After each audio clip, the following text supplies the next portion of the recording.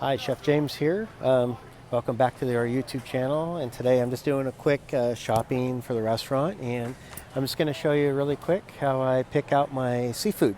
So anyway, we're at the store right now, and one of the key things when I'm doing seafood is I always like to get wild caught fish because you know what you're getting. Even if it's previously frozen, I always look at the texture of the fish, so I will touch it, and it should be nice. It should be nice and firm. And what you see here is it's firm. Here I'm pushing on it, nothing. Now if I push on it and it leaves a finger imprint, then it's not as fresh.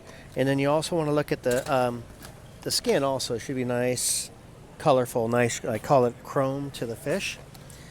And so I'm always looking that way when I look at it. And your fillet, if it's flayed out already, it shouldn't be separating because that's another sign, and it's an older processed piece of fish. So it's always important to select fresh wild caught fish and make sure it's nice and firm, like this rockfish here that I'm getting.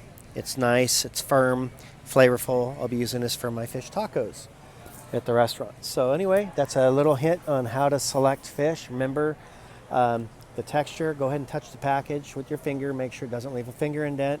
Flip it over. If there's a skin on it, it should be nice, colorful, nice and chrome. And then when you take it back to prepare it, run it under water and rinse it off really good, because a lot of the times the smell you smell from fish, it's just the oil coming out of the fish. It's natural.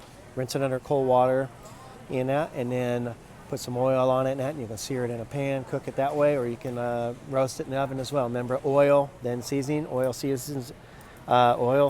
Seals in the juices of the fish. Seasoning, of course, adds that flavor to it. So anyway, your quick tip of the day on how I select seafood.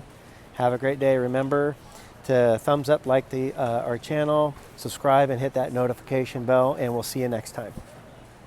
Bye.